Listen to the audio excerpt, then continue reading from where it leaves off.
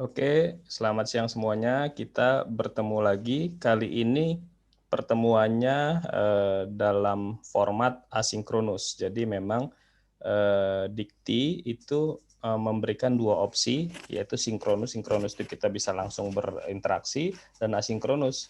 Dan kali ini kita coba asinkronus ya. Jadi supaya kita mencari cara-cara baru mana yang lebih efektif untuk teman-teman semua. Nah, hari ini kita akan membahas topik kedua, yaitu market discovery. Apa itu market discovery? Sebenarnya market discovery itu kalau terjemahannya itu discovery itu menggali pasar, mengungkap apa yang ada sesungguhnya di pasar. Discovery itu ya. Kemudian mencari tahu pasar. Jadi terjemahannya seperti itu, market discovery. Lalu kenapa kita bahas market discovery? Jadi teman-teman semua, banyak sekali pengusaha, banyak sekali startup, banyak sekali entrepreneur yang memulai bisnisnya itu sebenarnya dari idenya dia. Wah, sepertinya saya melakukan ini, oke. Sepertinya saya membuka kafe, oke. Sepertinya saya misalnya membuat produk A, B, C, oke. Saya membuat produk ini teknologinya sangat bagus, pasti oke. Nah, itu banyak sekali yang memulai usaha itu dari seperti itu. Jadi memulai dari idenya, dari dirinya sendiri. Tapi pertanyaannya kan yang paling utama, apakah idenya itu, bisnis yang dia bangun itu disukai oleh market? Apakah market mau mengadopsi atau mengkonsumsi produknya atau bisnisnya tersebut? Nah, untuk memastikan atau untuk membuat kemungkinan kita diadopsi oleh konsumen lebih baik, apa hal yang pertama kita lakukan? Tentu yang terbaik adalah kita tanya konsumennya. Konsumen, kamu mau apa sih? Nah, atau kita observasi konsumennya, kita cari tahu konsumennya atau pelanggannya atau calon pelanggan. Nah, inilah yang disebut market discovery. Ya, jadi kenapa market discovery penting? Karena kalau kita melakukan market discovery ketika kita melaksanakan bisnis kita, yang kemungkinan kita untuk diterima di market itu lebih besar. Kenapa begitu? Karena tentu produk yang kita berikan itu sudah sesuai dengan keinginan market. Oke ya. Nah, jadi topiknya adalah market discovery. Tapi sebelumnya kita akan bahas dulu. Kemarin minggu lalu itu masih ada topik ketinggalan. Nggak apa-apa, saya sengaja juga kemarin memang tidak dipercepat. Saya sangat lambat kemarin. Kenapa? Karena kemarin itu fundamentalnya, yaitu entrepreneurial mindset. Nah, sekarang masih ada dua topik lagi dari entrepreneurial mindset yang akan kita bahas hari ini. Satu topiknya mengulas sedikit dari yang kemarin. Ya, jadi kemarin tuh apa entrepreneurial mindset, saya mengerucutkannya menjadi tiga, yaitu kemampuan memimpin diri sendiri, yang kedua kreativitas dan inovasi, yang ketiga menambah value. Nah, yang dua ini kita discuss lanjutan dari yang kemarin ya. Nah, sedikit kita ulas yang kemarin, yang creativity. Orang bilang creativity itu sangat dipengaruhi oleh cara kerja otak. Ada yang left brain dominan, ada yang left brain dominan, ada yang right brain dominan. Jadi ini tidak ada yang mana lebih baik daripada yang mana. Tetapi memang right brain itu penelitiannya mengatakan orang-orang dengan right brain itu dia lebih kreatif, dia lebih intuitif, dia lebih imajinatif, dia lebih menyenangi warna, dia menyenangi desain, dia menyenangi feel gitu ya. Ketika memutuskan sesuatu itu dia intuitif. Intuitif itu apa? Perhitungannya ya oke, menurut saya ini misalnya saya mau membeli HP gitu ya. Kalau saya right brain person, yang saya lihat pertama itu desainnya oke nggak ya, enak nggak ya dipegang gitu. Kalau left brain itu berbeda lagi, dia lebih analytical, dia lebih logic, dia lebih ke numbers gitu ya, dia lebih mengkalkulatif gitu. Nah, berbedanya apa? Misalnya saya mau membeli HP, kalau saya right brain saya akan bilang enak nggak ya dipegang, tampilannya oke nggak ya, warnanya menarik nggak ya, gitu. Desainnya oke nggak ya, ini catchy nggak gitu. Nah, kalau left brain itu lebih kalkulatif. Ini RAM-nya berapa? Speed-nya berapa? Gitu ya. kemudian dengan harga segini kompetitor yang lain yang lebih memberikan spesifikasi yang lebih baik ada nggak gitu ya. Jadi kalkulatif. Nah pertanyaannya mana yang lebih baik? Keduanya baik. Ketika Anda menyiapkan startup, saya merekomen pertama jangan lakukan sendirian, cari teman. Research-nya bilang 3 orang adalah angka terbaik. Jadi founder itu 3 yang terbaik. Nah, usahakan agar dari 3 orang itu ada yang left brain, ada yang right brain gitu. Supaya apa? Supaya bisnisnya itu mengakomodir banyak hal. Kenapa bisa begitu? Misalnya begini, kalau kamu membuat bisnis itu bisnis katakanlah web developer. Kalau dia left brain semua, orang IT semua, dia akan bilang, saya akan membuat mendevelop web yang super efisien, begitu ya. Hingga tampilan itu nanti deh urusan belakang, karena tampilan misalnya membuat klik di webnya jadi lambat. Tapi kalau right brain beda lagi. Right brain bilang tampilannya seperti apa, user interface-nya seperti apa, user experience-nya seperti apa. Nah, semakin ke sini bisnis itu makin memadukan 2 hal ini. Jadi misalnya kalau konteksnya web tadi, web yang lambat ya tidak disukai orang, tetapi di satu sisi web yang tidak menarik ya nggak disukai orang juga. Begitu juga dengan yang lain. Ketika kamu membuat katakanlah produk teknologi, oke banget produknya, tetapi desainnya kurang oke. Itu juga kemungkinan diadopsi marketnya jadi kecil, gitu ya. Jadi harus imbang antara left brain person dan right brain person, atau activity-nya itu harus imbang. Nah, disinilah salah satu karakter entrepreneur, yaitu kreatif. Dia memiliki creativity yang lebih lah dari rata-rata orang. Artinya dia punya sense right brain yang juga yang cukup dominan. Tapi bukan berarti yang left brain-nya jadi zero ya, enggak. Jadi artinya dia memiliki keseimbangan yang oke lah gitu. Nah, begitu pentingnya creativity hingga sekarang kantor-kantor besar, kemudian company-company besar itu sangat memperhatikan ini. Bagaimana dia menciptakan creativity? Mereka mengubah ambience kantornya. Yang dulunya kalau kantor itu, kalau zaman tahun 80, tahun 90, kantor itu ya meja disusun rapi karena efisien gitu ya. Ruangan terang, warna putih, sudah gitu ya. Kemudian mejanya meja coklat gitu ya. Nah, sekarang berubah semuanya. Ini dimotori biasanya Google ini hampir di semua negara, Google itu kantornya seperti ini model-modelnya. Ini saya lupa ini kantor Google yang di mana, tapi modelnya seperti ini semua. Kenapa mereka membuat model seperti ini? Mereka membuat model seperti ini supaya mengencourage creativity, ya, mendorong creativity si karyawannya. Ya, jadi sebenarnya dengan kata lain mereka mau karyawannya memiliki entrepreneurial mindset gitu. Jadi bukan cuma founder, bukan cuma board, tetapi seluruh karyawan memiliki entrepreneurial mindset.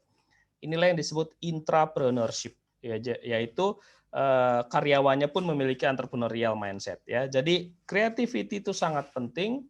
Itu mendevelop entrepreneurial mindset yang kita discuss minggu lalu. Kemudian ternyata well established company pun ingin membangun itu untuk karyawannya.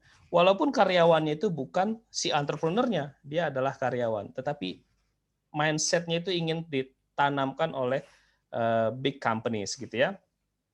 Nah, itu tadi ya. Yang pertama yang minggu lalu adalah kemampuan memimpin diri sendiri, yang kedua adalah creativity and innovation, yang ketiga adalah kemampuan menciptakan value. Ya, ini 3 hal yang harus kalian bangun sebagai mindset, sebagai habit di kehidupan, karena kalian kan mau menjadi entrepreneur. Nah, ide kreatif itu enggak muncul serta-merta, tetapi banyak orang yang salah ketika dia mau memunculkan ide kreatif itu enggak semua orang bisa. Kenapa? Karena banyak yang salah. Salahnya gimana? Belum apa-apa sudah, oh ini enggak bisa. baru dapat ide, wah itu nggak mungkin idenya gitu. Ya jadi itu cara-cara yang salah. Jadi saya encourage kalian, bagaimana merumuskan ide kreatif kalau kalian punya tim. Ketika kalian lakukan brainstorming, jangan langsung menyimpulkan satu. Jangan mengerucutkan ide di awal. Jadi di awal itu yang harus kalian lakukan itu membuat ide sebanyak mungkin. Jadi tahap awal yang kiri ini keluar kotak itu artinya apa? Kalian membuat ide sebanyak-banyaknya. Nggak usah dipikirin, maksudnya nggak usah dipikirin tuh nggak usah, nanti ini benar nggak ya idenya, kemudian ini cocok nggak ya, kita belum mau masuk ke tahap itu. Kita ini masuk tahapnya itu membuat ide dan mengencourage semua ide-ide gila gitu ya. Kenapa? Karena kalau dari awal kita sudah tutup ide gila, ide yang terkesan tidak mungkin, bagaimana mungkin kita membuat produk yang benar-benar revolusioner? Nggak mungkin. Jadi tahap awal itu sampaikan semua ide dan terima semua masukan ide. Kalau kalian brainstorming itu masukan itu semua diterima. Ya. Nah, setelah kita punya list of ideas itu banyak sekali, ya, kemudian kita sudah menggodok, baru kita mulai mengerucutkan. Ya, jadi ingat ya, tahap awal itu tidak boleh menolak ide, tidak boleh bilang, oh ide kamu jelek, tidak boleh, atau ide saya jelek, jangan. Pokoknya ada ide, kita list dulu, kita belanja ide dulu. Nah kemudian baru kita kerucutkan. Nah, itulah fase kembali ke kotak. Gitu ya. Jadi kalau ada orang bilang idenya out of the box, that's a good gitu ya. Tapi ingat pada akhirnya juga nanti dimasukkan lagi ke dalam kotak. Gitu ya. Karena kotak itu maksudnya frame atau kerangka tujuan gitu ya. Nah, ide yang sekian banyak yang sudah kalian hasilkan di fase keluar kotak itu dikembalikan ke kotak. Bagaimana caranya? Mulai dipikirkan. Goalnya adalah kita memilih alternatif. Kita punya masalah ini, apa ide dari sekian banyak yang harus kita lakukan. Nah, kalau kita sudah mulai paham nih dari sekian banyak ide, kita kembangkan ide-ide yang kira-kira bisa menjadi alternatif, kemudian dikerucutkan hingga dipilih beberapa ide, satu atau beberapa ide yang kira-kira dia doable, kemudian dia menjawab masalah. Gitu ya. Jadi dia menjawab masalah, dia doable. Doable itu artinya apa? Dia bisa dilakukan dan secara bisnis itu visible dilakukan, viable gitu ya. Nah, itu proses meng-create ide, menciptakan ide. Dan saya sangat-sangat berharap kalian menjadi person of ideas gitu. Jadi kalau ada ide tuh kasih sampaikan gitu ya. Itulah salah satu cara untuk memiliki entrepreneurial mindset. Jadi terbiasalah memiliki ide baru, memiliki ide yang gila sekalipun. Nah, ini contoh inovasi nih. Ini inovasi itu nih saya kasih contoh ya. Ini tapi sangat inovatif.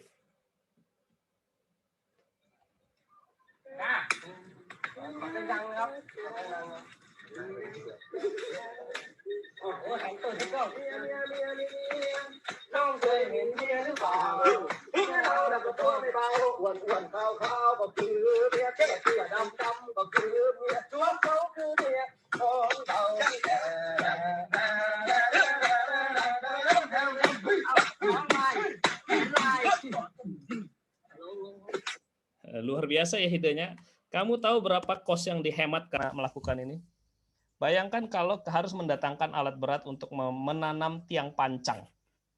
Ya, jadi kalau dia menanam tiang pancang, mendatangkan alat berat, berapa waktu yang dibutuhkan, settingnya lagi, kemudian berapa biaya sewa alat berat, kemudian belum lagi kalau alat beratnya belum ready, harus didatangkan dari tempat yang jauh, masuk ke lokasinya sulit.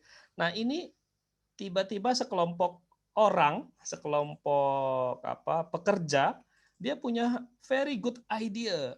Ini yang disebut inovasi.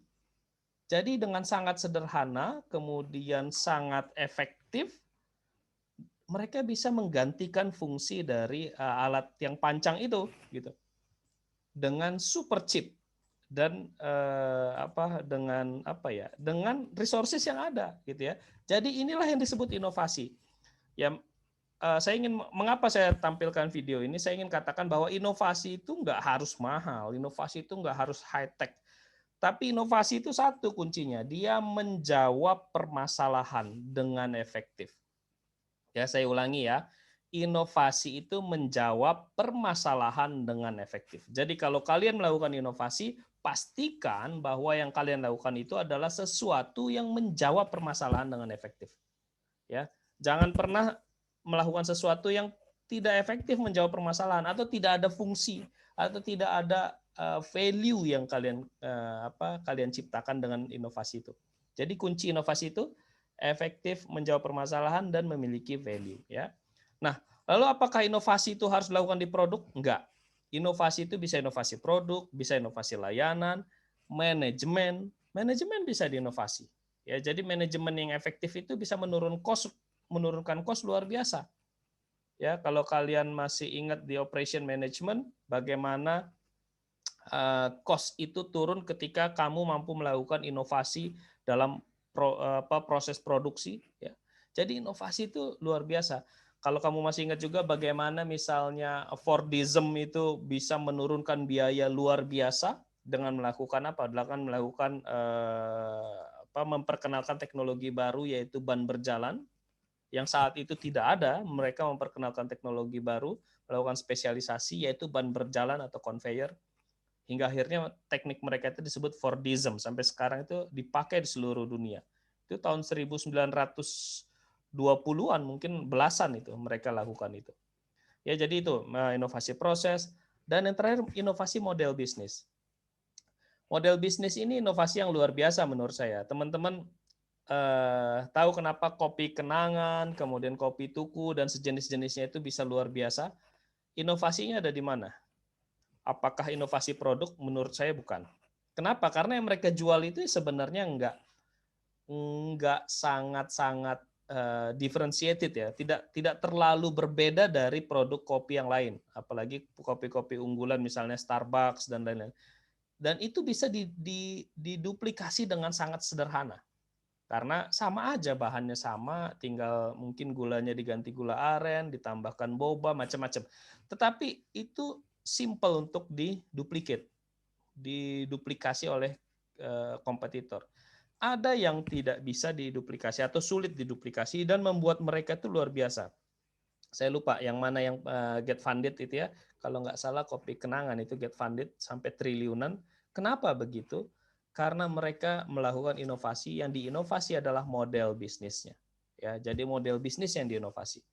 Bukan produknya saja, tetapi model bisnisnya. Jadi mereka mengecilkan store itu dikecilkan, kemudian engage luar biasa dengan GrabFood sama GoFood gitu ya. Mereka supply chain-nya itu sangat mengandalkan itu hingga akhirnya cost-nya bisa minim sekali gitu. Jadi mereka misalnya dengan ruangan 3x3 saja mereka bisa beroperasi, berbeda dengan Starbucks. Starbucks tidak boleh beroperasi di 3x3. Kenapa? Karena tidak sesuai ketentuannya Starbucks. Starbucks itu ambience-nya harus bohemian kalau nggak salah itu suasananya. Dia punya standar tertentu suasana dan sebagainya. Hingga dia terbatas. Nah, yang dilakukan Kopi Kenangan dan kawan-kawan ini mengubah model bisnisnya. Dia ubah appearance-nya, tampilannya, physicalnya, dia ubah cara mereka men-serve, mendekati customer, cara mereka mendeliver, dan yang paling penting juga dia membuat ini menjadi franchise. Itu bisnis model yang luar biasa. Hingga akhirnya sekarang hampir di setiap kompleks, di setiap daerah itu selalu ada mereka. Dan luar biasa. Buktinya luar biasa, mereka get funded lebih dari triliunan loh. Kalau nggak salah 1, sekian triliun. Get funded. Can you imagine? Pernah kita bayangkan kan warung kopi bisa didanai lebih dari 1 triliun. Nah, itu yang terjadi kalau kita memiliki entrepreneurial mindset, yaitu inovatif. Ya. Nah, yang terakhir adalah menciptakan value, create value. Jadi, teman-teman, kuncinya when you are doing a business, always create value at any time gitu ya. Kapanpun kamu melakukan sesuatu itu pastikan bahwa saya melakukan ini, saya create value. Teman saya melakukan ini, dia create value. Jadi jangan lakukan sesuatu yang nggak create value. Create value itu bukan hanya untuk customer directly ya, tetapi bisa juga untuk bisnis. Ini harus menjadi mindset kalian. Jadi fokuskan diri kalian untuk hal-hal yang menciptakan value. Nggak harus value dalam konteks profit, tetapi value yang lain. Misalnya kamu punya kafe, kamu lihat store kamu, oh ini misalnya nih, kesetnya, yang saya ambil yang paling simpel ya, kesetnya sepertinya nggak cocok nih dengan ambience-nya. Kalau gitu saya ini deh, beli keset baru deh. Itu create value. Kenapa create value?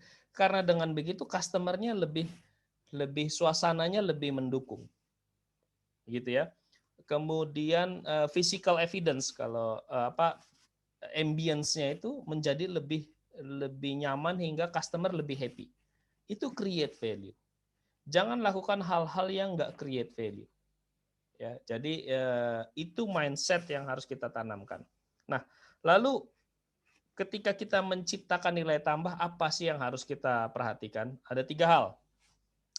Ketika kita melakukan inovasi, apa dalam konteks creating value ya, apa yang harus kita lakukan? Ada 3 hal, yaitu dia harus desirable, yaitu dia diinginkan oleh konsumen. People like it, gitu ya.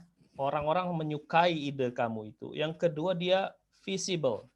Visible itu artinya bisa dilakukan. Yang ketiga, viable. Viable itu secara bisnis itu mendatangkan value secara bisnis dan bisa dilakukan.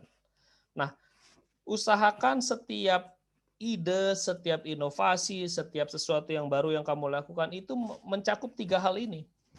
Ya. Jadi dia menambah desirability-nya si customer, kemudian dia bisa dilakukan, dan secara bisnis itu oke, mendukung performa bisnis kamu, meningkatkan kinerja bisnis kamu. Nah, itulah inovasi yang menciptakan value. Itulah sesuatu yang menciptakan value. Ya, jadi mindset-nya seperti itu ya. Saya ulang lagi, mindset-nya kemarin adalah kemampuan memimpin diri sendiri, yaitu misalnya kemampuan menyelesaikan masalah, keyakinan menyelesaikan masalah atau self-efficacy, kemudian creativity and innovation, yang ketiga create value. Jadi inovasi yang create value, gitu ya. Jadi 3 hal ini. Turunannya macam-macam, kemarin sudah dijelaskan, tetapi saya merumuskan 3 hal ini, ya. Ini bukan secara teori ada, tetapi ini hasil dari rangkuman pengalaman, kemudian rangkuman berinteraksi dengan banyak entrepreneur, rangkuman membaca buku. Saya merumuskan 3 hal ini yang menjadi entrepreneurial mindset yang harus kalian mulai bangun di dirinya sendiri, gitu ya. Nah, ini general atau generic rules gitu ya. Ketika kamu mau create value, ini genericnya apa? Ada beberapa hal nih. Pertama, dia harga lebih murah tapi kualitas sama. Ini ada kuadrannya, ada kuadran harga, ada kuadran kualitas. Yang kuadran kiri bawah itu harga sama, kualitas sama. Jangan lakukan itu. Kalau kamu create produk atau menciptakan bisnis yang harganya sama, kualitas sama, what for? Ya, apalagi harga sama, kualitas lebih buruk. Yang lebih buruk lagi, harga lebih mahal, kualitas lebih jelek. Nah, jadi jangan lakukan itu. What's the best? The best itu harganya lebih murah, kualitas lebih baik. Nah, tapi nggak harus ke sana. Itu yang terbaik. Bisa juga harganya sama, kualitasnya lebih baik. Ada yang harganya lebih murah, kualitas sama aja, gitu ya. Jadi kamu pilih. Kamu akan meng-create value dengan menurunkan harga, ya, atau meningkatkan kualitas, atau keduanya. Keduanya yang menjadi yang terbaik. Itu generic rules ya. Jadi kalau kalian sekarang create bisnis, upayakan untuk melakukan ini. Gitu ya.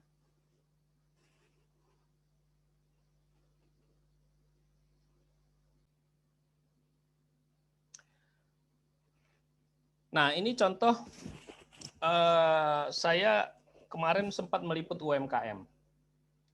bagaimana dia itu supplier besar buah di Lotte kalau nggak salah dulu.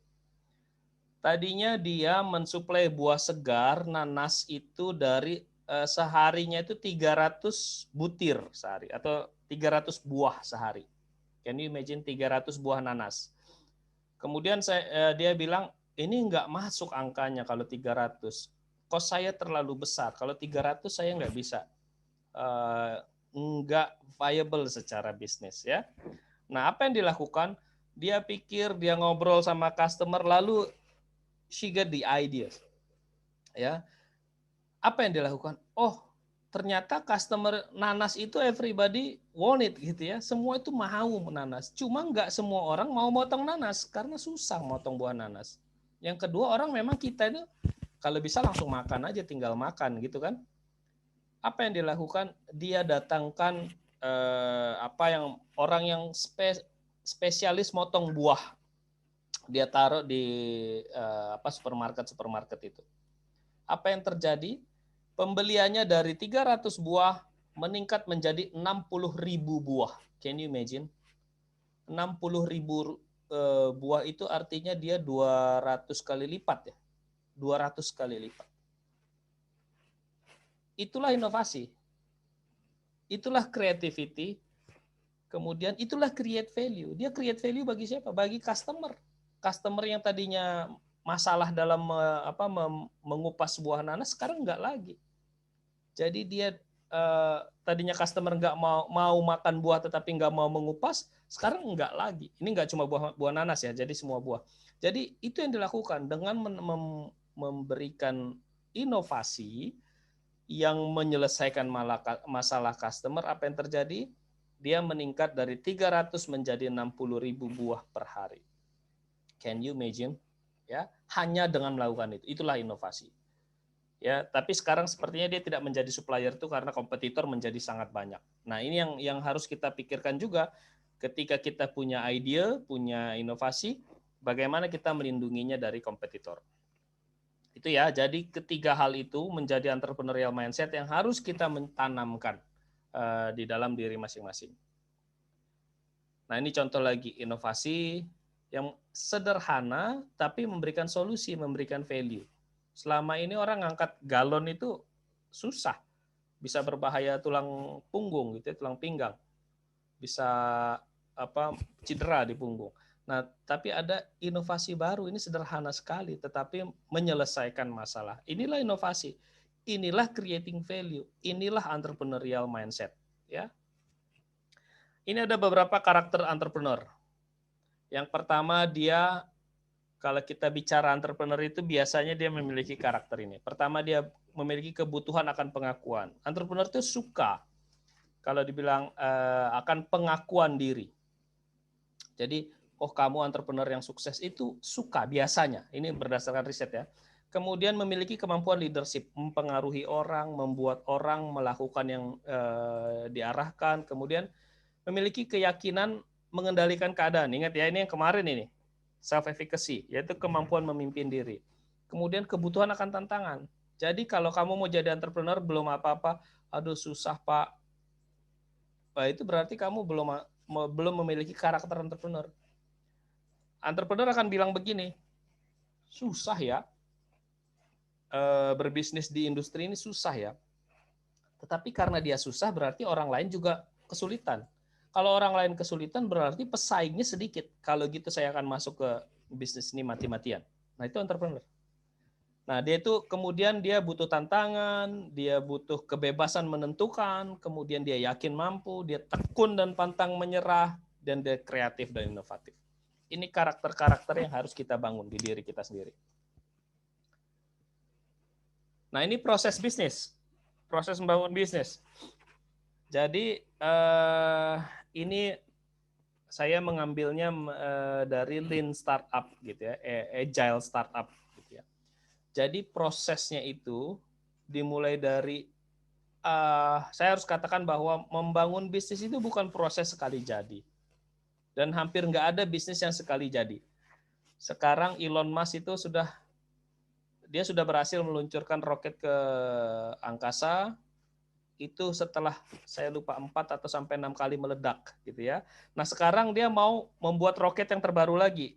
Ini sudah percobaan kedua kalau nggak salah, meledak lagi. Tapi dia meledak dan dia di Twitternya dia bilang dia happy dengan ini. Kenapa? Walaupun roket ini meledak, tapi we got all the data.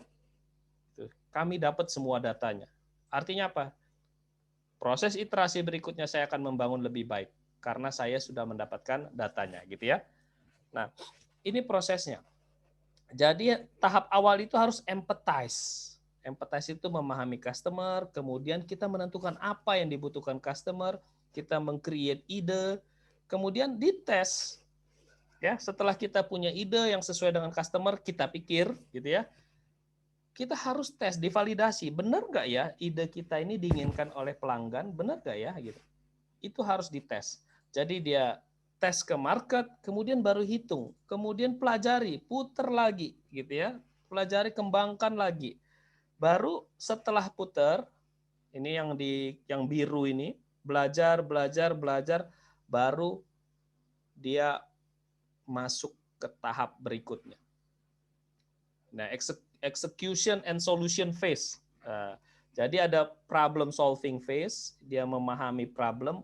Yang berikutnya adalah fase eksekusi. Ketika Anda sudah melakukan eksekusi, apa yang terjadi? Semuanya dilakukan dengan cepat. Karena harus dilakukan dengan cepat, semuanya prosesnya itu harus agile. Agile itu jangan ada waste. Jangan ada, kalau orang agile itu orang yang ramping, lemaknya sedikit, isinya otot dan tenaga. Itu kurang lebih bayangan saya orang agile itu gitu. Jadi dia cepat larinya, dia tidak ada beban yang berlebihan, kemudian dia kayak sprinter gitu, pelari sprinter. Nah itu agile company. Artinya apa? Kalian jangan membuat company kalian itu menjadi company yang berat. Berat itu gimana? Misalnya beli mesin sendiri. Kenapa beli mesin sendiri itu bukan karena mesinnya berat ya, tapi ketika kalau kamu membeli mesin, berarti kamu harus ada cost yang kamu keluarkan. Harus ada maintenance cost. Harus ada kalau ternyata mesinnya kalau ternyata kamu mengganti produk, mesinnya menjadi extra cost bagi kalian. Karena kalian nggak bisa jual dengan harga yang sama ketika waktu membeli. Jadi lakukan sesuatu, bisnis itu dilakukan dengan simple, kemudian easy, kemudian efisien. Itu untuk tahap awal. Gitu ya. Lakukan yang kalau kalian investasi capital expenditure yang tinggi itu lakukan setelah kalian sudah lebih stabil. Gitu ya. Jadi ini yang saya encourage kalian, fasenya itu ada problem solving phase, kemudian ada eksekusi. Dan jangan pernah berharap sekali jadi gitu ya. Bisnis itu tidak pernah sekali jadi. Dia adalah proses iteratif. Dari 1, 2, 3, 4, belum tentu ke 5. Bisa jadi ke 1 lagi. Bisa jadi ke 3 dulu, baru 4 lagi, baru 5 gitu. Jadi prosesnya itu begitu. Muter, muter, muter, muter. Itulah proses yang disebut proses iteratif. Nah ini yang saya encourage adalah act now. Jadi lakukan sekarang. Act, learn, build. Itu kan yang di kampus selalu didengungkan ya. Jadi kenapa harus lakukan sekarang? Pak, tapi saya belum punya planning yang cukup matang, Pak. Planning saya belum super kompleks. Oh, nggak perlu. Kamu lakukan planning, tapi planning kamu itu planning yang nggak perlu sangat kompleks. Kenapa? Karena kalau kamu membangun dulu planning yang sangat kompleks, apa yang terjadi? Planning kamu itu bisa saja nanti jadi usang, gitu ya. Usang itu gimana? Kamu bikin planning kompleks butuh waktu 1 tahun, kemudian begitu kamu mau eksekusi, customer kamu sudah berubah. Perilakunya berubah, cara belinya berubah, lingkungan berubah, teknologi berubah. Jadi kamu percuma bikin planning. Jadi yang harus dibangun itu bukan membuat planning yang sangat kompleks, tetapi kemampuan kamu belajar dengan cepat. Ya. Jadi kalau kamu lakukan sekarang, dia bisa jadi dia gagal, tapi nggak apa-apa. Gagalnya itu gagal dengan cepat, kamu hemat waktu. Gagal dengan murah, karena kamu belum besar, kamu kalau gagal tetap murah, dan kamu bisa belajar dengan cepat. Ya. Nah, kemudian dia harus berorientasi pada manusia, pelanggan. Jadi jangan pernah membuat bisnis ini teknologinya begini, begitu, begini, begitu. Tetapi kalau ditanya untuk pelanggan apa manfaatnya? Ya nggak terlalu besar sih. What for? Yang paling penting adalah bisnis kamu berorientasi pada manusia dan memecahkan masalahnya customer kamu. Nah, kemudian bayangkan bahwa prosesnya itu bersifat iteratif dan berkembang, gitu ya. Jadi nggak ada ya bisnis yang sekali jadi. Dan saya mengencourage kalian melakukan kolaborasi. Oleh karenanya membuat bisnis itu idealnya nggak sendiri. Yang paling ideal menurut researchnya adalah bertiga, gitu ya. Lakukan kolaborasi. Jangan takut nanti, wah nanti dia curi ide bisnis saya. Kalau bisnis kalian itu memang bisnis yang brilian, orang itu bukan mau mencuri atau kalian juga brilian, orang tuh mau bekerja sama dengan kalian. Ya, dengan berkolaborasi, kamu leverage, kamu mengungkit kemampuan kamu. Kenapa? Karena kamu tidak perlu belajar dari nol, gitu ya. Kamu berkolaborasi dengan partner. Nah, itu untuk yang kemarin. Nah, sekarang kita akan melakukan topiknya adalah market discovery, gitu. Oke, kita akan bicara market discovery untuk topik kedua ya. Nah, dalam market discovery ini kita akan gali bagaimana sih kita memahami pelanggan. Tapi sebelum itu saya ingin share bahwa ketika pelanggan membeli produk, membeli sesuatu, banyak hal yang mempengaruhi pelanggan. Ya, jadi bukan dirinya sendiri, lingkungannya pun mempengaruhi. Nah, jadi kalau ini kita lihat ya, ini saya ambil dari bukunya Hoyer, Consumer Behavior. Consumer Behavior itu bagaimana perilaku pelanggan itu ketika dia melakukan konsumsi atau melakukan pembelian produk. Nah, jadi yang di atas kepala itu adalah eksternal, budaya, tren, dan gaya hidup. Adalah sesuatu di luar dirinya pelanggan yang mempengaruhi dia membeli. Saya yakin kalian juga begitu. Kalau kalian membeli produk, kalian tanya teman, ini oke nggak ya? Sesuai tren nggak ya? Kemudian kamu bandingkan dengan budaya kamu gitu. Budaya yang kamu anut, budaya Indonesia kah, budaya keluarga kah? Berbeda-beda, tiap orang itu berbeda. Misalnya di luar negeri sangat lazim orang memakai pakaian yang minim-minim ketika dia summer, sangat lazim karena culture-nya begitu, bukan salah benar. Di Indonesia nggak lazim walaupun kita summer terus ya, summer all the time gitu. Tetapi itu karena culture. Jadi kamu harus pahami, jangan kamu mendeliver suatu produk, menjual satu produk yang nggak sesuai sama budayanya. Nah, ini ada contohnya. Contohnya Walmart kalau nggak salah ya. Walmart itu dia mau penetrasi marketnya Jepang. Dengan apa? Dengan caranya Walmart.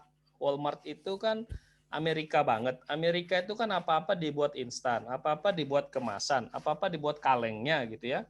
Semua itu ada makanan kalengnya di Amerika itu. Nah, tiba-tiba Walmart mau datang ke Jepang, dia mau masuk dengan style yang begitu. Apa yang terjadi di Jepang? Jepang bilang, oh ini nggak sesuai dengan budaya kami. Kami itu mau yang segar. Orang Jepang itu kan makan sushi itu ikan segar. Makanya kalau nelayan Indonesia begitu dapat bluefin tuna itu, hari ini dapat, hari ini pulang ke pelabuhan, hari ini juga dikirim pakai pesawat itu ke Jepang supaya segar. Gitu. Secepat-cepatnya sampai Jepang. Nah, itu yang dilakukan. Nggak bisa, makanan kaleng itu nggak terlalu laku gitu. Ya. Jadi fresh itu menjadi budaya Jepang. Berbeda sama Amerika. Amerika banyak makanan kaleng. Nah, ada juga di Indonesia, saya ingat dulu Makro kalau nggak salah, Deep Store gitu ya. Dia mengadopsi cara-cara luar. Cara-cara luar itu gimana? Kalau di luar itu ada Deep Store itu yang agak jauh di pinggir kota. Kenapa dia pilih pinggir kota? Supaya cost-nya rendah, biaya tanahnya murah. Kemudian dia buat luas, kemudian pegawainya sedikit gitu ya. Banyakan orang swalayan gitu, melayani diri sendiri, kemudian nanti dibayar di kasir. Nah, itu dilakukan di Indonesia. Ternyata itu nggak terlalu sukses juga. Kenapa dulu orang luar suka yang model begitu? Orang luar negeri, terutama orang Amerika suka luar negeri. Karena mereka gaya hidupnya, budayanya, ketika mereka membeli barang, itu bulk. Ya, sekali banyak untuk 2 minggu, untuk 1 bulan. Jadi mereka rela keluar agak jauh, yang penting belinya banyak. Orang Indonesia nggak gitu. Orang Indonesia itu setiap hari ke pasar kalau bisa. Atau kamu aja coba bayangkan, ada nggak yang siapa yang menumpuk katakanlah kalau minuman kaleng di rumah? Sedikit pasti. Tapi yang meminum minuman kaleng banyak. Bagaimana caranya? Setiap mau kalau pengen minuman kaleng ya beli di Indomaret, di Alfamart, di minimarket. Makanya Indomaret, Alfamart itu banyak tersebar di seluruh Indonesia. Kenapa? Karena budaya orang Indonesia dalam mengkonsumsi seperti itu. Ya, dia mau yang dekat-dekat, dia jalan setiap hari beli, gitu ya.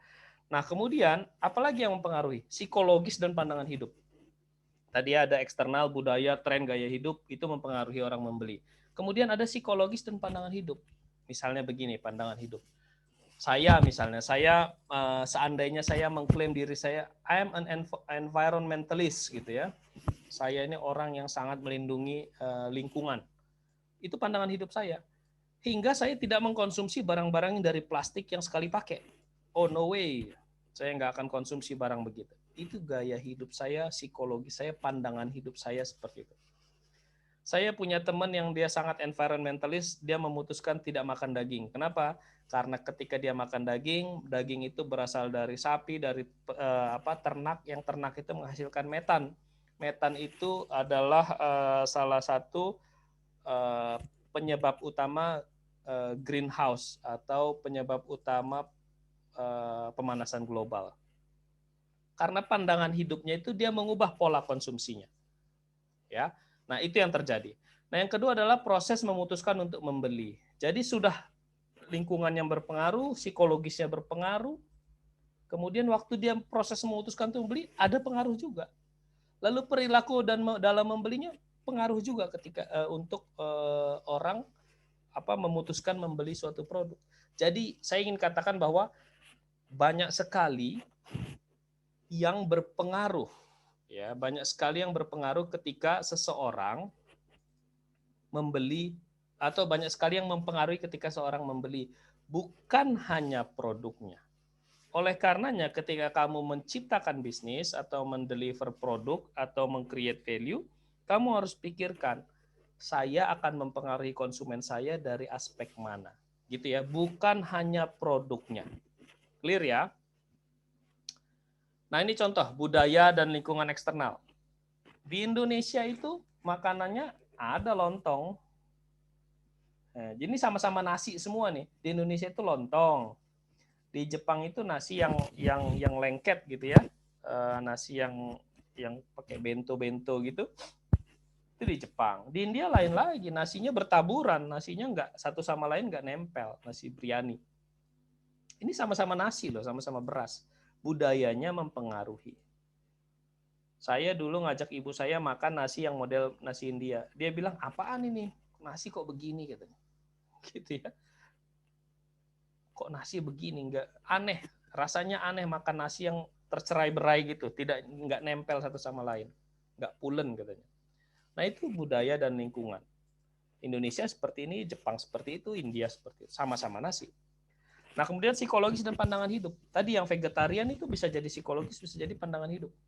Dia mengatakan ada yang pandangan hidupnya saya nggak mau terlibat dalam misalnya membunuh binatang, itu pandangan hidup. Kemudian ada yang pandangan hidupnya hidup sehat, dia harus organik, dia harus ada yang vegetarian, ada yang organik, ada yang semuanya itu harus balance, hidup sehat gitu ya. Itu psikologis dan pandangan hidup. Ya, jadi tergantung si konsumen itu membeli itu tergantung pandangan hidup dan aspek psikologisnya. Nah, itu tadi ya kita sudah menjelaskan aspeknya. Berikutnya adalah ketika dia mau membeli, apakah si konsumen itu langsung serta-merta beli? Tidak. Tapi itu juga tergantung. Tergantung dari apa? Tergantung dari produknya. Apakah dia produk low involvement atau high involvement. Nah, saya jelasin sedikit nih, low involvement dan high involvement. Kalau low involvement itu produk yang ketika kita salah beli itu resikonya rendah. Misalnya apa? Produk-produk coklat yang harganya 5.000 itu resikonya rendah lah. Kita kalaupun salah beli ya udahlah, kita nggak jadi kesel, nggak jadi misalnya nyesel banget. Nggak begitu. Itu low involvement. Tapi semakin high involvement dia, proses yang saat ini nih itu semakin dalam setiap tahapnya. Ya, jadi proses ini semua, tahapan proses membeli ini mulai dari kesadaran, tertarik, mempertimbangkan, membeli itu adalah proses high involvement. Semakin dia high involvement, semakin tinggi proses ini. Semakin dia low involvement, semakin rendah proses ini. Ya, makanya produk-produk low involvement itu banyak yang ditaruh di dekat kasir. Jadi dia hanya mengandalkan impulsif. Jadi ini enak juga nih kayaknya, langsung beli. Kamu nggak lagi mikir-mikir, nggak mikir lagi ini ada nggak ya kebutuhan saya tentang ini, saya gimana ya, apa kandungannya, nggak gitu, langsung beli. Udah, paling dalam hati kamu bilang kalaupun saya salah beli ya udahlah, harganya cuma 3.000, harganya cuma 5.000 begitu. Jadi low risk. Nah, itulah low involvement. Nah, yang kita bahas sekarang adalah produk high involvement. Ya. Jadi untuk produk high involvement, ketika orang mau membeli, dia ada tahapan-tahapannya. Ada dari tahapan kesadaran, awareness. Dia menyadari ada kebutuhan. Oh iya, saya ini sekarang HP saya rusak. Dia sadar. Kemudian awareness-nya itu juga dia aware. Saya ini HP-nya rusak. Sekarang ada lah HP baru merek A. Ya. Nah, jadi aware. Dia sadar bahwa ada brand. Dia sadar dia punya kebutuhan. Ya, kemudian setelah itu dia tertarik mulai mencari tahu. HP saya rusak, saya harus mengganti HP. Saya butuhnya yang seperti ini. Mulai dia browsing-browsing. Ya. Sudah banyak alternatif, dia mulai mempertimbangkan. Kayaknya saya cocok merek C dan D nih. Akhirnya dia putuskan membeli. Nah, ya ini semua yang terjadi prosesnya. Ketika seseorang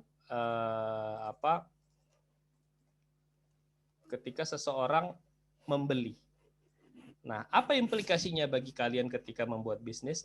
Implikasinya adalah di setiap tahapan ini memiliki pendekatan yang berbeda. Jadi kalau kalian mau mempengaruhi konsumen, di tahap kamu harus mampu memetakan si konsumen ini berada di tahap apa. Apakah dia di tahap awareness, kesadaran, atau apakah tertarik, interest, atau mempertimbangkan, atau sudah di tahap tinggal membeli gitu. Ya, masing-masing pendekatan, masing-masing tahap memiliki pendekatan berbeda. Jadi kita discuss lebih detail. Nah, berikutnya, apakah pelanggan selalu memutuskan dengan rasional atau masuk akal? Jawabannya adalah tidak. Jadi pelanggan itu sangat dipengaruhi oleh persepsi atau anggapan. Misalnya begini, kamu punya laundry. Laundry kamu itu, karyawan kamu itu jutek, kemudian misalnya bajunya berantakan gitu ya. Tiba-tiba si customer datang dan pelayanannya agak lama. Hingga customernya marah. Customer bilang, karena dia sudah marah, dia dapat pelayanan yang nggak ramah, karyawan kamu jutek gitu ya, dia akan marah. Dia bilang, karena sudah marah nih, dia lihat hasil cuciannya nih. Dia bilang nih, laundryan hasil laundry kamu, ini apaan nih, laundry jelek sekali hasilnya. Ya. Baju saya yang putih ini terlihatnya kuning gitu. Itu yang terjadi. Dia sudah tidak lagi 100% rasional. Kenapa? Karena dia udah bete duluan gitu.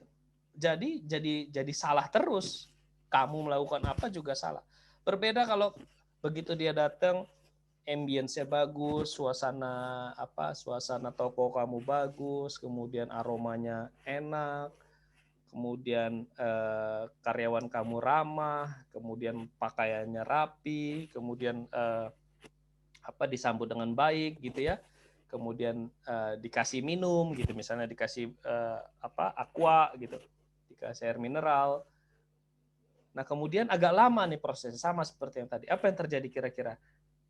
Dia akan pikir ya nggak apa-apalah agak lama, mungkin memang karena kualitasnya bagus. Nah ini persepsi nih, karena kualitasnya bagus memang prosesnya itu nggak terlalu cepat. Begitu datang karena persepsinya sudah baik, sudah dipengaruhi, dia bilang wah ini hasil cuciannya luar biasa ya, hasil laundrynya putih ya, luar biasa. Itu yang terjadi. Jadi segala sesuatu itu dipengaruhi oleh persepsi. Keputusan itu sangat dipengaruhi oleh persepsi, anggapan. Enggak selalu masalah produknya bagus atau enggak, tidak selalu rasional. Ya, jadi kamu harus ngeh bahwa ketika kamu meng-create bisnis, ketika kamu mau menggait pelanggan, yang harus kamu lakukan adalah kamu membentuk persepsi positif pelanggan kamu terhadap produk kamu. Begitu ya. Nah, pelanggan itu kan pada akhirnya memutuskan membeli atau tidak ya. Pertanyaan saya, kapan dia memutuskan membeli? Bila mana dia memutuskan membeli produk kamu? Yang pertama, dia merasa ada kebutuhan atau kesulitan yang harus diselesaikan. Saya lapar nih, berarti saya harus beli makan. HP saya rusak, berarti saya ganti HP. Atau HP saya sudah nggak oke lagi, atau saya sudah benci ngeliat warna HP saya, atau HP saya misalnya sudah nggak sesuai zaman lagi, berarti ada kebutuhan, ada kesulitan. Yang kedua, dia berkeyakinan bahwa produk atau jasa yang Anda tawarkan, yang kamu tawarkan itu sesuai dengan kebutuhan. Yang ketiga, dia beranggapan, ingat ya, beranggapan. Nggak harus benar ini, dia cukup beranggapan bahwa produk atau jasa yang kamu tawarkan memberikan nilai atau manfaat yang lebih baik dibandingkan dengan pesaing. Ini poin penting. Jadi create bisnis, create produk, create jasa yang memberikan manfaat atau nilai yang lebih baik dibandingkan dengan produk pesaing. Nah, apa saja manfaat yang diberikan? Ingat, manfaat itu tidak hanya manfaat fungsional, tapi ada manfaat sosial, ada manfaat fungsional, ada manfaat emosional. Manfaat sosial misalnya apa? Manfaat sosial misalnya kita membayangkan saya satu produk yang sama, restoran deh, gitu ya, restoran. Manfaat sosialnya itu apa?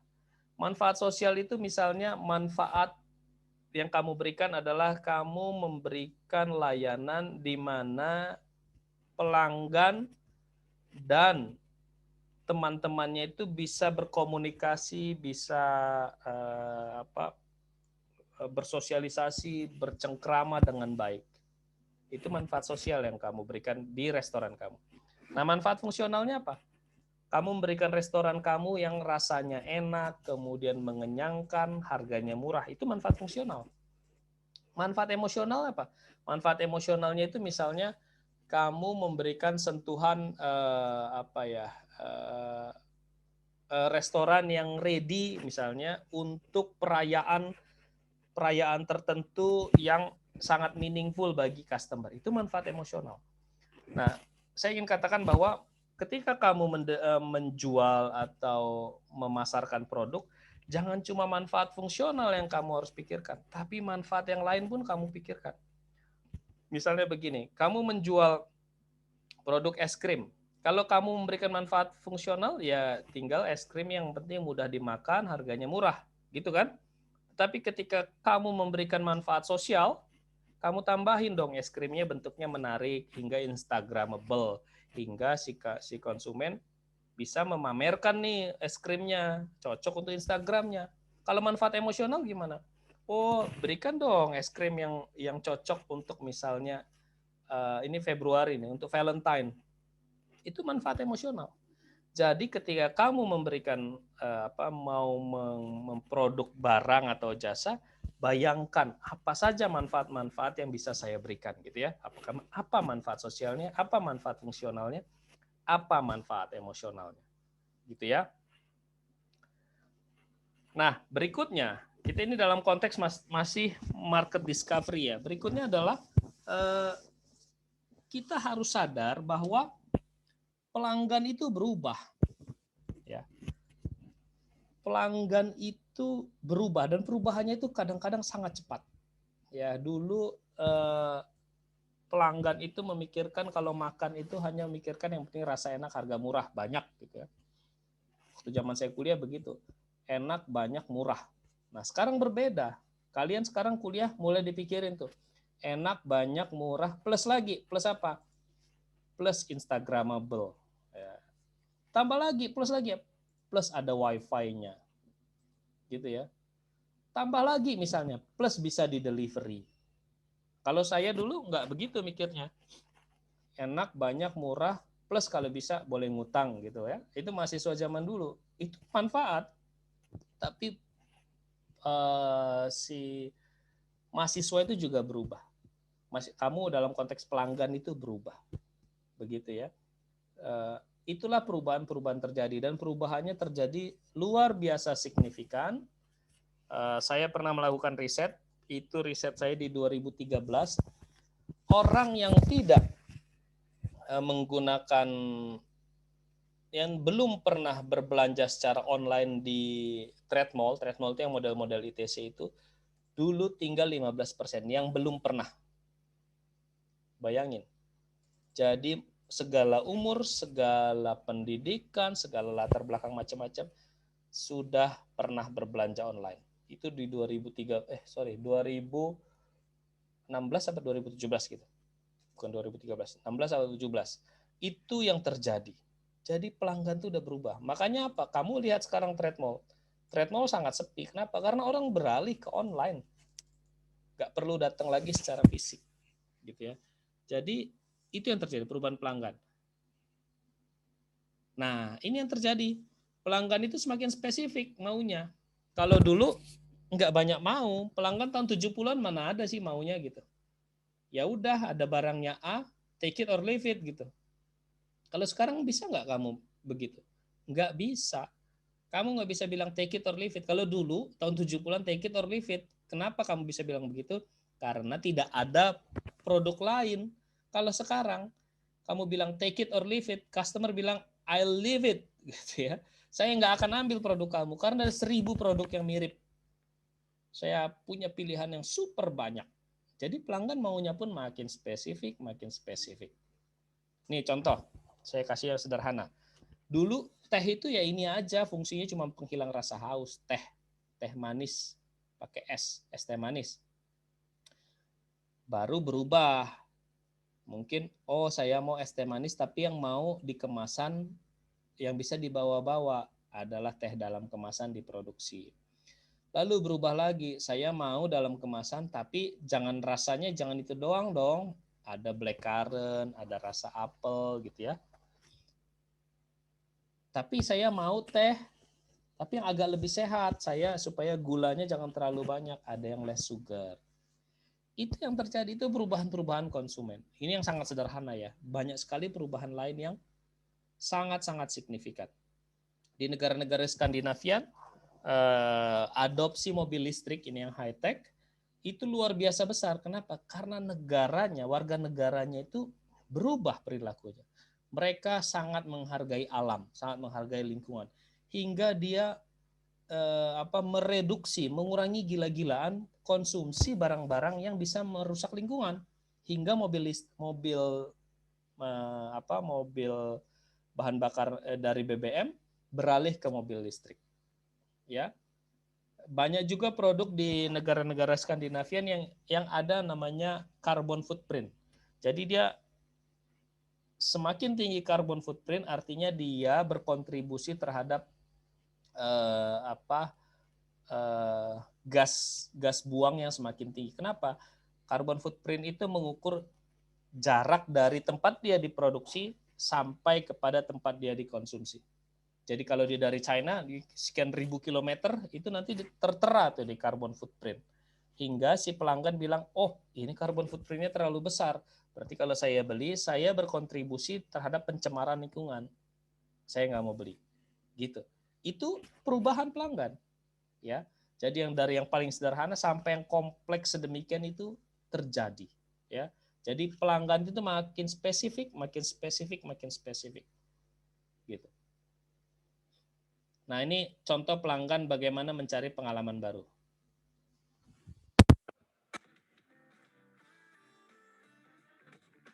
Letak di Jalan Parit Haji Husin 2, Gang Selasi, Pontianak, Kalimantan Barat, Cafe Bruh memanfaatkan garasi dan halaman sebagai area coffee shop.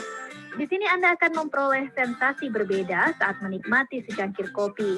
Pasalnya, tak hanya memiliki suasana nyaman, Cafe Bruh juga memberikan kesempatan bagi pelanggan untuk mencoba langsung bagaimana meracik kopi ala barista.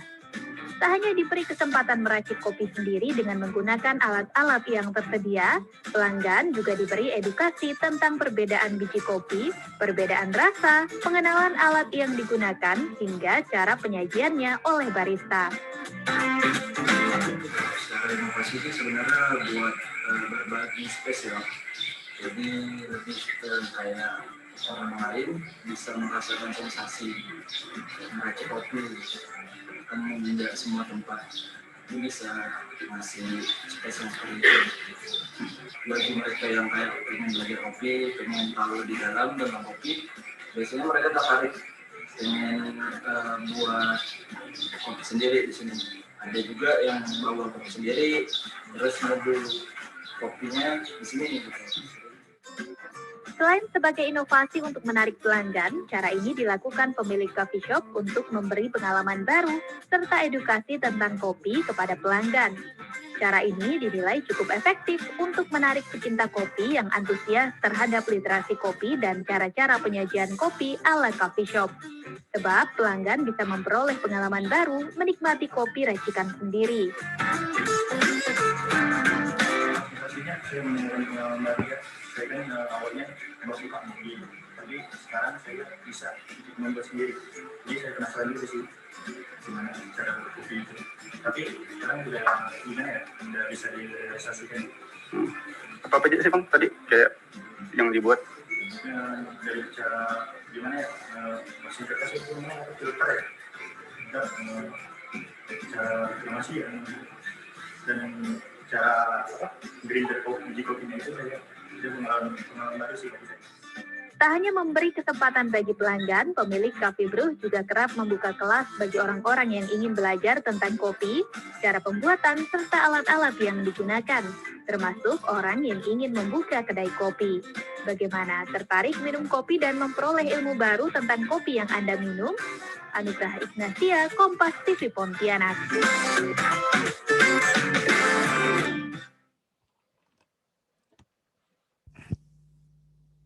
Nah, ini salah satu perubahan perilaku konsumen. Kalau dulu orang itu kopi pengen dapat kopinya, sekarang dia ingin experience-nya, pengalamannya. Apa yang terjadi sih dengan konsumen? Dia ingin konsumen berubah gitu. Jadi dia tidak hanya membeli produk, tapi dia ingin terlibat dalam membuat produknya. Dan ini makin berkembang, makin berkembang. Makanya customization itu makin tinggi sekarang. Ya, yang custom itu makin banyak. Kenapa? Karena konsumen makin mau yang berbeda. Ya, ini contohnya mencari pengalaman. Jadi bukan hanya produk, tapi juga pengalamannya. Ini perubahan konsumen. Ini contoh lagi. Ini page-nya itu ada 3.630. Kalau nggak salah ini saya masukin keyword-nya pakaian wanita kalau nggak salah, atau baju. Kalau satu halaman itu 60, berarti ada 217.800 produk yang dijual. Saya lupa nih di marketplace apa. Can you imagine 217.800 produk yang dijual? Itu saking banyaknya, saking orang ingin variasi, ingin alternatif. Orang itu maunya banyak. Ya, ini yang terjadi. Jadi jangan pernah berharap kamu nanti saya masuk ke bisnis kemudian saya sendiri di situ. It's impossible, gitu ya. Jadi sekian banyak ini semuanya bersaing, gitu. Nah, kemudian ada yang pelanggan karena maunya itu berkembang, dia dibuat khusus untuk pelanggan, custom. Jadi desainnya itu desain khusus sendiri. Ini ada yang membuat ini nih. Sablon kaos dengan desainmu sendiri, tersedia banyak pilihan kaos. Ini salah satunya. Ya. Nah, kuncinya adalah pahami pelanggan Anda atau Anda akan kalah. Bangun relasi yang kuat dengan pelanggan Anda. Jadi kamu harus pahami betul siapa pelanggan kamu, bangun relasi yang kuat. Goalnya apa relasi yang kuat? Supaya kamu memahami pelanggan kamu lebih dan lebih. Intinya tetap sama, pahami pelanggan kamu, gitu ya. Put your foot in their shoes, gitu. Jadi letakkan kaki Anda berdiri di atas sepatunya mereka, atau Anda menjadi seolah-olah menjadi mereka, gitu. Nah, bagaimana teknik memahami pelanggan? Ada macam-macam. Ada yang bertanya pada pelanggan, amati pesaing. Kenapa amati pesaing? Karena pesaing juga berinteraksi dengan pelanggan, gitu. Kalau pesaing lakukan A, kemudian dia berhasil, berarti pelanggan maunya A, gitu kan? Kemudian petakan proses pelanggan. Proses itu dia kalau membeli itu mulainya bagaimana ya? Urut-urutannya seperti apa ya? Nanti kita lihat. Kemudian gali informasi lain dari internet, ya. Ini yang saat ini terjadi. Jadi kamu jangan cuma mengandalkan apa yang terjadi di secara fisik gitu, enggak. Apa yang terjadi, yang terlihat, yang ada di internet pun kamu harus dalami karena eranya sudah di situ. Yang pertama adalah bertanya kepada pelanggan. Apa sih yang kamu lakukan ketika kamu bertanya dengan pelanggan? Sebenarnya kita sedang melakukan empati. Empati itu lebih dalam daripada mengetahui pelanggan, tapi menempatkan diri kita pada posisi pelanggan. Jadi mindsetnya begini, kalau saya jadi pelanggan, kira-kira bagaimana ya? Kalau saya menjadi ya, bukan saya mengetahui pelanggan saya seperti ini, bukan begitu. Tapi kalau saya menjadi pelanggan, kira-kira seperti apa? Menentukan target pasar hanya berdasarkan umur, pendapatan, tingkat pendidikan, atau wilayah tidak cukup. Ya, kan ini teori lama mengatakan segmentasi itu berdasarkan demografi, geografi, psikografis, apalagi ada satu lagi demografi, geografi, psikografi, kurang lebih itu ya. Ini bukan sudah usang, tetapi kurang, gitu ya. Ini tetap dilakukan, tetapi itu nggak cukup. Sekarang itu kita menentukan target itu lebih dalam lagi. Ya, kita harus pahami pelanggan kita lebih dalam. Bagaimana memahaminya? Cari tahu permasalahan pelanggan. Nomor satu, hal apa yang membuat dia tidak membeli atau tidak mengkonsumsi? Jadi pelanggan itu tidak membeli karena apa ya? Apakah terlalu mahal, terlalu jauh belinya, atau terlalu beresiko, atau tidak tahu ada barang kamu, ada produk kamu. Jadi ya nomor satu itu hal yang membuat pelanggan itu tidak membeli. Jadi dia ada dua hal, ada yang tidak membeli, ada yang dia membeli tetapi tidak puas. Ini juga masalah. Apa itu?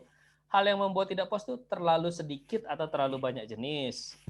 Proses membelinya sulit. Dia membeli tapi nggak puas. Tidak sesuai dengan yang dijanjikan. Katanya misalnya rasanya enak. Ini mah nggak enak, harganya mahal gitu. Atau sulit digunakan. Atau banyak hal lah yang membuat pelanggan. Atau pelayanannya jelek gitu.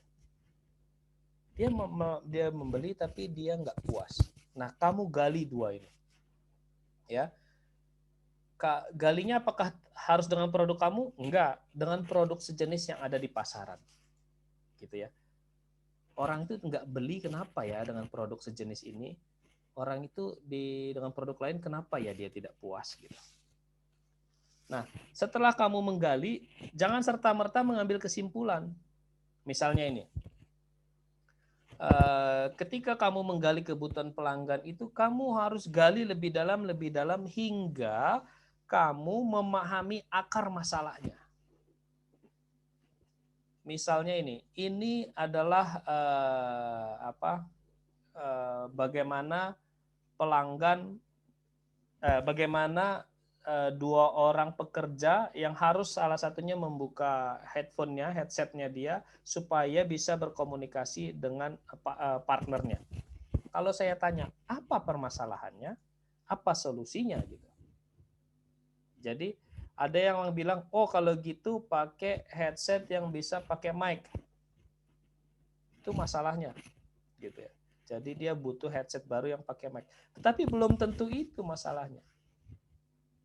Bisa jadi masalahnya adalah sebenarnya bukan itu. Masalah utamanya, akarnya adalah misalnya mesin yang ada di ruangan tersebut terlalu berisik. Gitu.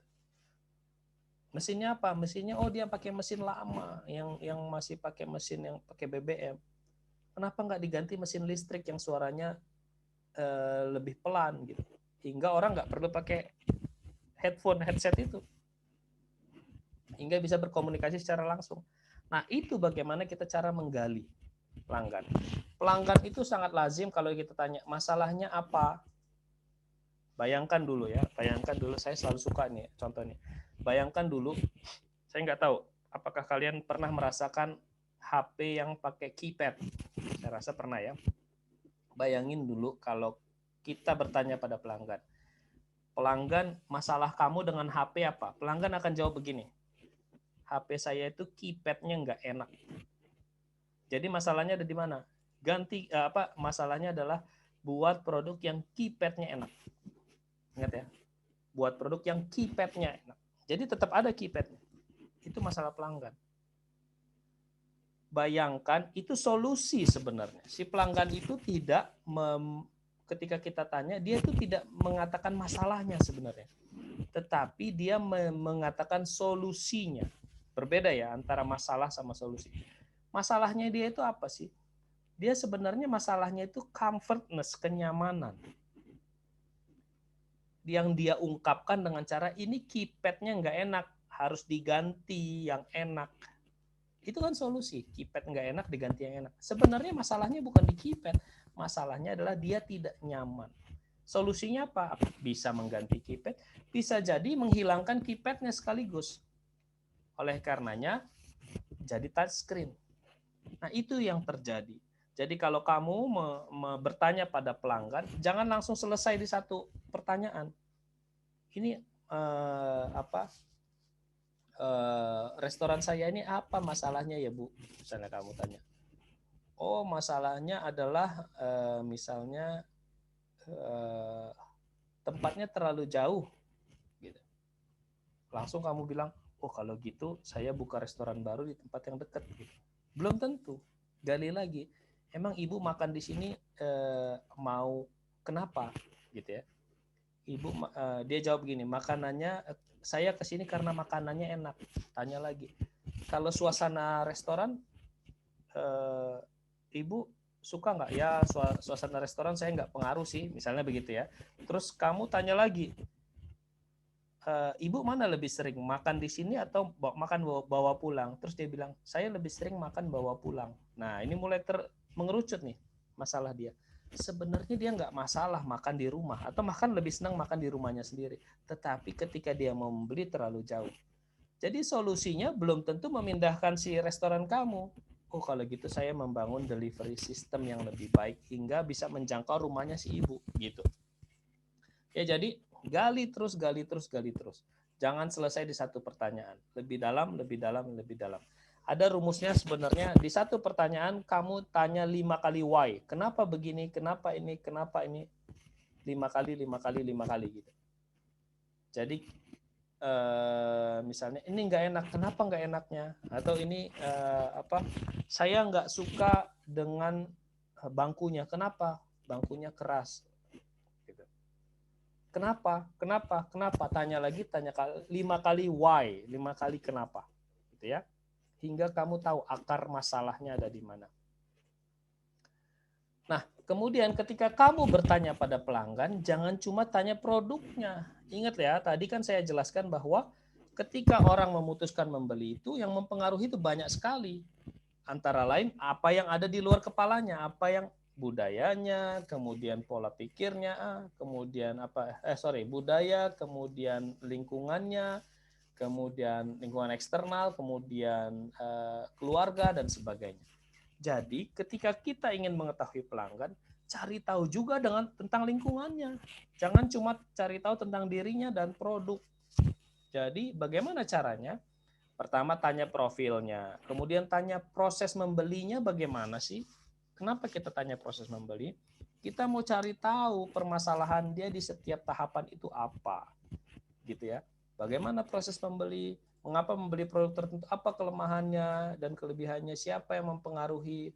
Bagaimana waktu membeli, belinya di mana? Itu proses membeli. Lalu lebih dalam lagi, cari tahu motivasinya, tujuan dan persepsinya. Mengapa membeli produk? Apa gunanya untuk Anda? Mengapa tertarik? Apakah Anda puas? Apakah Anda mau berganti produk? Anda mengasosiasikan produk ini sebagai apa gitu. Itu motivasi yang digali. Jadi ketika kita memahami pelanggan, jangan cuma profilnya pelanggan, jangan cuma proses dia membeli, jangan cuma bagaimana dia dengan produk yang dia beli, tetapi motivasinya apa lebih dalam kita gali. Kenapa? Karena ketika pelanggan memutuskan membeli, itu prosesnya bukan cuma itu, tetapi dari awal sampai akhir tuh banyak hal yang mempengaruhi. Nah, ini yang harus dilakukan, yaitu membangun empathy map namanya. Memahami pelanggan kamu, memahami personanya pelanggan. Hal apa yang dipikirkan. Jadi yang ketika ingin tahu pelanggan, ini yang harus dilakukan, ya. Hal apa yang dipikirkan atau dirasakan, bagaimana profil pelanggan dan kesehariannya, hal apa yang pelanggan lakukan dalam berbelanja, kemudian hal yang pelanggan lihat dan dengar. Jadi yang dia lihat dan dengar juga kita tanya gitu. Kemudian misalnya gini, hal yang pelanggan pikirkan dan rasakan apa? Tanya, apa hal yang penting bagi mereka, apa perasaan mereka, apa yang diharapkan, bagaimana pandangan hidupnya. Kalau profil pelanggan tanya, berapa usianya, bagaimana kehidupan sehari-harinya, bagaimana gaya hidupnya. Lalu hal yang pelanggan lakukan dalam berbelanja, biasanya apa tindakan mereka, bagaimana cara belanjanya, bagaimana tanggapan mereka dengan diskon dan sebagainya. Kemudian hal yang pelanggan lihat dan dengar. Kenapa lihat dan dengar harus diperhatikan? Karena ini mempengaruhi dia. Apa yang mereka lihat dan dengar, siapa yang mereka lihat, artis siapa yang mereka tonton gitu ya. Apa yang mereka lihat dan dengar bagus dan apa yang jelek gitu. Kenapa? Artis idolanya siapa, kalau nonton apa, kalau yang paling berpengaruh siapa gitu. Kenapa kita harus lakukan itu? Supaya kita tahu. Kita bisa melakukan pendekatan kepada mereka melalui lingkungannya gitu, bukan langsung kepada mereka. Nah, yang terakhir, kamu tanya kesulitannya apa terkait produk sejenis kamu. Apa kesulitan mereka? Mengapa mereka tidak puas? Tadi ya ada dua ya. Mereka tidak membeli atau membeli tetapi tidak puas. Kemudian manfaat atau keunggulan apa yang diharapkan? Value apa yang diharapkan? Hal utama apa yang diharapkan? Apa yang membuat mereka puas? Nah, jadi ini yang harus kalian lakukan. Nah, sekarang ini menjadi tugas kalian. Kalian mulai tentukan produk bayangan kalian, apa saya akan kira-kira mau membuat bisnis apa. Kemudian mulai tanya pelanggannya tentang hal ini. Ya, ini menjadi tugas kalian. Ini juga menjadi tugas di SME Integration. Gitu ya. Bikin pertanyaan-pertanyaan, kemudian lakukan minimal 1 orang 5 pelanggan, dan itu tidak boleh teman tidak boleh teman satu kampus ya, tidak boleh teman satu kampus. Kemudian disesuaikan dengan target kalian, misalnya usianya, kemudian pekerjaannya dan sebagainya. Jadi saya tidak ingin kalian sekedar melakukan tugas yang ya udahlah teman aja, keluarga aja. Jadi tidak boleh teman, tidak boleh keluarga dekat, gitu ya. Itu yang harus dilakukan. Nanti kalian buat petanya seperti ini, kalian kirimkan juga rekaman kalau kamu voice note-nya gitu ya. Jadi rekamannya seperti itu. Jadi sifatnya bukan kuesioner, tetapi interview, ngobrol langsung. Gitu ya. 1 orang minimal 5. Ini nanti kamu tinggal mengisi di sini. Jadi ya, ingat ya, tugasnya 2. Dia yang interview, kemudian kamu terjemahkan ke sini. Kamu tuliskan ke sini. Nah, lalu berikutnya adalah amati pesaing. Cara untuk memahami pelanggan. Kalau ada pesaing yang rame, kamu jangan antipati, tapi kamu datang ke dia gitu ya. Rasakan, ini contohnya nih. Ini kok pesaingnya rame sekali ya. Dan ini kok unik ya. Ini kok Gojek semua ya. Berarti orang itu mau banget ini delivery nih. Yang harus kamu lakukan apa? Kamu datangi nih, kamu rasakan, cari tahu kenapa ya bisa begini. Mengapa pesaing bisa rame? Apa istimewanya? Bagaimana respon pelanggannya? Kamu tanya-tanya juga pelanggannya, ngobrol sama kanan kiri gitu ya. Emang enaknya apa sih di sini gitu. Dan seterusnya. Gitu ya. Jadi kalau ada pesaing yang oke, jangan justru nggak didatengin jadi jadi emosional dengan mereka, enggak, tapi datangi, cari tahu kenapa mereka bisa begitu. Hingga dengan begitu kamu memahami pelanggan itu seperti apa. Kemudian selidiki secara detail. Misalnya kamu nih sambil ke barber, kamu tahu apa yang pelanggan paling minati, kamu tanya tukang cukurnya. Mas, seminggu berapa ya? Pelanggan tuh gimana sih? Kalau hari biasa weekend beda nggak? Sebulan itu berapa kira-kira yang cukur? Pelanggannya siapa aja? Orang apa gitu? Terus ditanya ya. Sambil kamu cukur juga gitu. Jadi dia nggak sadar gitu. Apa rahasianya? Bagaimana kok bisa bagus-bagus nih cukurnya? Amati dan catat pesaing. Nah, mencatat pesaing itu bukan hanya di dunia offline, di online pun harus kamu catat. Oh, lihat nih. Misalnya ini saya kasih keywordnya sabun herbal. Oh, lihat. Oh, ternyata yang diminati itu, lihat nih, ada yang kiri atas nih 238 nih yang membeli. Oh, ini ada sabun Golden Viera 297. Oh, ini sabun-sabun yang dicari itu modelnya seperti ini gitu ya. Ada sabun Azara nih di Bekasi ini 221. Ini brand-brand berarti yang jadi benchmarking kamu. Kenapa? Karena yang peminatnya banyak sekali gitu. Cari tahu kenapa dia bisa diminati. Nah, ini apa yang pelanggan paling minati, bagaimana prosesnya, berapa harga, ada terus ya. Ini ada yang unik nih. Oh, laundry kiloan di pinggir jalan, modelnya siap antar jemput dan jemput cucian Anda. Oh, modelnya kok begini ya? Cari tahu. Sekali-sekali kamu nge-laundry di sini gitu, supaya kamu tahu prosesnya. Nah, kemudian yang berikutnya adalah petakan proses yang dilalui pelanggan. Nah, karena goal kita itu ingin menyelesaikan masalah pelanggan, setiap prosesnya kita harus tahu. Karena di setiap proses itu biasanya ada permasalahan. Kamu harus memecahkan masalah-masalah tersebut di setiap prosesnya. Misalnya pelanggan itu sekarang kalau mau membeli barang, yang pertama dilakukan adalah lihat iklan, cari tahu di sosial media, lihat ke toko offline, pelajari di website, yang keempat, yang kelima kontak penjual untuk bertanya, yang keenam beli secara online. Dengan mengetahui proses ini berarti kamu bisa mempengaruhi pelanggan di mana? Di setiap fase. Misalnya dilihat iklan, oh berarti saya harus pasang iklan.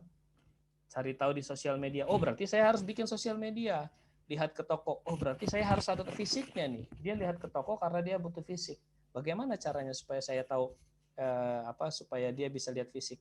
Atau setidak-tidaknya mendekati fisik. Oh kalau gitu saya bikin YouTube yang produknya secara detail, produknya langsung dilihatin gitu ya. Kemudian pelajari di website. Oh berarti saya harus punya website gitu. Saya harus tampil di internet gitu. Kemudian kontak penjual untuk bertanya. Oh berarti saya harus ready untuk ditanya. Saya harus bikin kontak link untuk mereka untuk bertanya. Lalu beli secara online. Berarti saya harus punya di marketplace begitu. Dengan memetakan proses si customer ini, sebenarnya kamu memecahkan masalahnya pelan-pelan, step by step, gitu ya.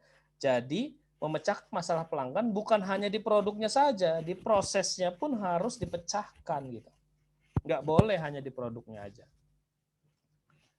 Nah ini petain, misalnya gini, tahapan apa, tahap kegiatan apa yang dilakukan pelanggan, kemudian ada tahapan awal. Ini ya, lihat ya, yang di kiri ini adalah faktor-faktornya. Yang di tengah itu tahapan kesadaran, tahap tertarik, tahap pertimbangkan, tahap membeli gitu ya. Nah, kamu silahkan petakan ini. Kegiatan apa yang dilakukan? Mendengar dari teman, mencari tahu dari teman dan internet, ini mempertimbangkan 3 merek, membeli di marketplace. Terjadi kepuasan jika baru tahap kesadaran nih, oh belum ada dong terjadi kepuasan.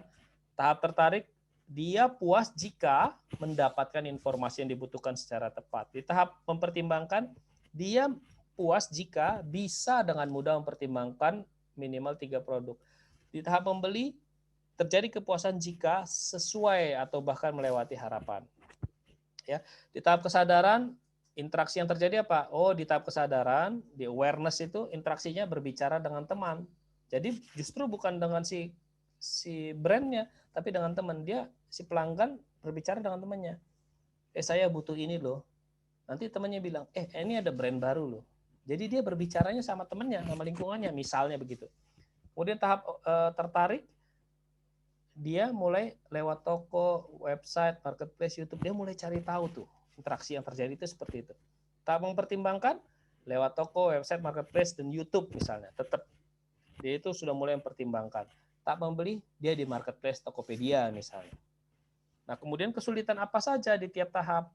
Oh, di tahap kesadaran terlalu banyak informasi baru, karena terlalu banyak produk ya. Tahap tertarik, dia sulit mendapatkan informasi yang diharapkan. Di tahap mempertimbangkan, semua produk terlihat baik-baik saja atau sama aja baiknya. Jadi dia makin sulit. Gitu. Tahap membeli, tidak bisa membeli dengan mudah, misalnya itu masalahnya. Nah, jadi kalian akan petakan ini, ya. Ini yang akan kalian isi. Jadi tugasnya ada 2 ya, ada 3. Melakukan interview, kemudian tuangkan interviewnya ke dalam empathy map, kemudian lakukan ini pembelian customer journey, petanya. Nah, ini contoh informasi dari internet dan media sosial. Jadi ini ada trends.google.co.id.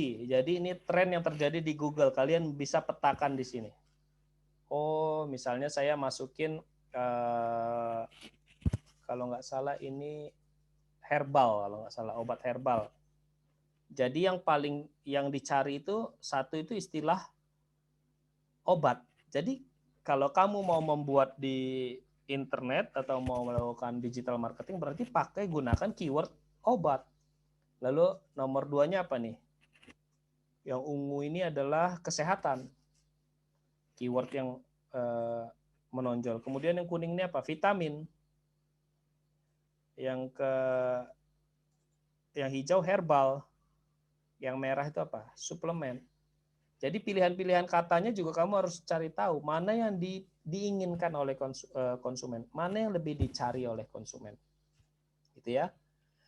Nah, itu saja materi kita hari ini. Silahkan kalian kerjakan tugasnya, nanti diupload di Edmodo seperti biasa ya. Tugas ini juga menjadi tugas SME Integration ya. Jadi masih sama tugasnya antara INV sama SME Integration. Silahkan diupload di Edmodo sesuai kita kesepakatan kemarin bahwa setiap tugas 1 minggu sebenarnya. Tapi nggak apa-apa, tugas ini di minggu pertama kamu minimal menginterview minimal 2 orang, di minggu kedua. Jadi ini tugasnya 2 minggu sekarang. Minggu pertama kumpulkan yang minimal 2 orang. 3 orang. Yang minimal 3 orang, minggu berikutnya minimal 2 orang. Jadi 5 semuanya. Kalau mau lebih boleh. Jadi minimal 5. Interviewnya 2 minggu, tugasnya boleh dicicil gitu. Ya. Nah, yang harus dikumpulkan minggu depan itu adalah tugas interview minimal 3 orang, kemudian membuat empathy map untuk 3 orang, kemudian melakukan customer journey-nya belum. Customer journey-nya di minggu berikutnya baru dikumpul. Clear ya semua ya? Jadi saya rasa itu saja materi kita hari ini. Kita akan ketemu lagi pada pertemuan berikutnya. Gitu ya. Nanti karena ini diuji coba antara sinkronus dan asinkronus, kita akan ada mix nanti. Saya akan cari momen-momen yang tepat kapan dia harus sinkronus, kapan dia asinkronus. Tetapi still kamu tetap bisa kontak saya lewat line. kemudian bisa kita boleh ada sesi asistensi. Jadi nanti kalau kalian butuhkan asistensi, silakan kontak saya. Kita akan adakan sesi khusus untuk asistensi. Ya, jadi kurang lebih itu saja. Sampai ketemu di materi-materi berikutnya. Tetap semangat dan tetap tetap jaga kesehatan. That's all for today. Thank you. Saya akan end meeting ya untuk semua.